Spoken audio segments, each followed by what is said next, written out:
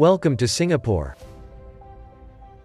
Singapura, negara kecil yang terkenal dengan kemajuan dan kekayaannya. Negara yang telah memiliki kebebasan ekonomi, terkenal pula dengan kebersihan dan kerapiannya.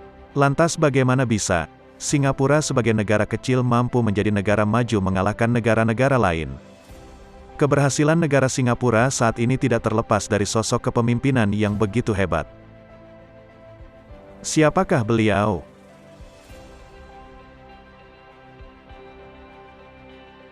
Lee Kuan Yew, Bapak pendiri Singapura. Sosok pemimpin Singapura kelahiran 1923. Telah memimpin Singapura selama 3 dekade dan membawa banyak perubahan sampai saat ini. Jika kalian sudah melihat video sebelumnya terkait dengan urgensi kepemimpinan dalam sistem sosial, tentu kalian sudah mengetahui syarat dan kompetensi apa yang harus dimiliki untuk menjadi seorang pemimpin. Lee Kuan Yew adalah sosok pemimpin yang telah memenuhi syarat tersebut. Lee adalah sosok pemimpin hebat yang membawa pengaruh besar. Keberhasilannya dalam memimpin banyak dijadikan sebagai pelajaran dan inspirasi. Materi yang akan kita bahas adalah bagaimana cara Lee Kuan Yew menjadi seorang pemimpin. Perjalanan politik Lee dimulai setelah menyelesaikan kuliahnya di Cambridge. Pada tahun 1954 Lee Kuan Yew membentuk People Action Party. Awal pendirian People Action Party tersebut menjadi awal kebangkitan kepemimpinan Lee. Lee berhasil menduduki jabatan Sekretaris Jenderal PAP. Pada tahun 1959, Singapura berhasil mengadakan pemilihan di bawah undang-undang dan konstitusional baru. Melalui pemilihan tersebut PAP berhasil memenangkan suara mayoritas dan menjadikan Lee Kuan Yew sebagai Perdana Menteri pertama di Singapura. Sejak tanggal 5 Juni tahun 1959 itulah kekuasaan Lee dimulai. Bagaimana Lee Kuan Yew melaksanakan fungsi kepemimpinannya? Sejak pendirian People Action Party atau PAP, Lee Kuan Yew sudah memiliki tujuan yang jelas dengan visi yang strategis. Budaya yang diterapkan oleh Lee adalah budaya anti korupsi, bekerja keras, dan multi-etnis. Cara Lee dalam mencapai tujuan tersebut adalah dengan membuat rencana 5 tahunan. Kemampuan Lee Kuan Yew menjadi seorang pemimpin sudah terlihat sejak dia masih muda. Lee terlihat seperti seorang intelektual yang berbicara seperti seorang sarjana dan memiliki kemampuan berpikir cepat.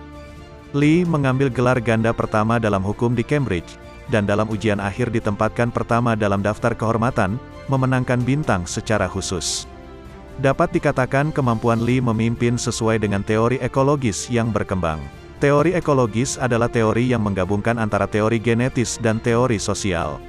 Dalam teori ini dikatakan bahwa untuk menjadi seorang pemimpin harus memiliki bakat yang kemudian bakat tersebut dibina agar dapat berkembang. Seorang diplomat Inggris pernah menggambarkan Lee sebagai orang yang paling brilian meskipun sedikit seperti preman. Lee Kuan Yew juga merupakan sosok pemimpin yang karismatik dan juga transformasional. Kekuasaan Lee Kuan Yew dapat dikatakan kekuasaan legitimasi.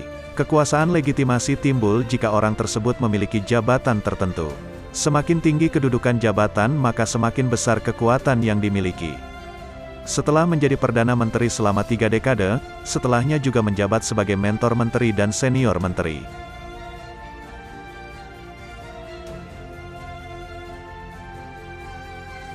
Lee terkenal dengan gaya kepemimpinan demokratis dan otoriter. Dengan gaya kepemimpinan yang demokratis, pemimpin selalu bermusyawarah dan berkonsultasi dengan orang-orang bawahannya, sehingga kepemimpinan dengan gaya ini cenderung menghargai setiap potensi yang dimiliki individu dan mau mendengarkan bawahan. Lee Kuan Yew beranggapan bahwa tidak selamanya demokrasi dapat membawa kebaikan. Terdapat kondisi-kondisi tertentu yang membutuhkan pengaturan secara tegas dan otoriter untuk meningkatkan efektivitas dalam memimpin. Lee memberikan batasan dalam kebebasan berdemokrasi guna menjaga tradisi komunitas bercorak Asia dan mengutamakan kepentingan komunitas daripada demokrasi untuk memelihara pertumbuhan ekonomi. Lee Kuan Yew memiliki kemampuan advokasi lahiriah sehingga membantu dia untuk mendapatkan daya tarik dan pengikut. Pengikut tersebut kemudian membantu dalam membangun dirinya sebagai politisi yang sah dan sebagai pemimpin Singapura. Dalam membuat keputusan, Lee Kuan Yew belajar dari negara lain dengan menghindari kesalahan serupa dalam menyelesaikan masalah mereka. Contoh terbaik dari hal ini adalah keputusan PAP untuk menolak kebijakan negara kesejahteraan di Singapura. Pada bulan Juni tahun 1976, Goh Kong Sui, Wakil Perdana Menteri dan Menteri Pertahanan, menolak penerapan kebijakan negara kesejahteraan di Singapura karena konsekuensi negatif. Singapura berhasil mengembangkan ekonominya karena Lee menerapkan kebijakan ekonomi yang sehat yang direkomendasikan oleh Winsemius. Keputusan Lee berorientasi pada tugas dan masalah teknis yang cenderung lebih efisien, logis, pragmatis dan sistematis dalam memecahkan masalah. Keputusan yang dia ambil dilihat dari perspektif jangka panjang, dan lebih memilih untuk melakukan apa yang benar daripada apa yang bijaksana namun hanya memberikan keuntungan jangka pendek.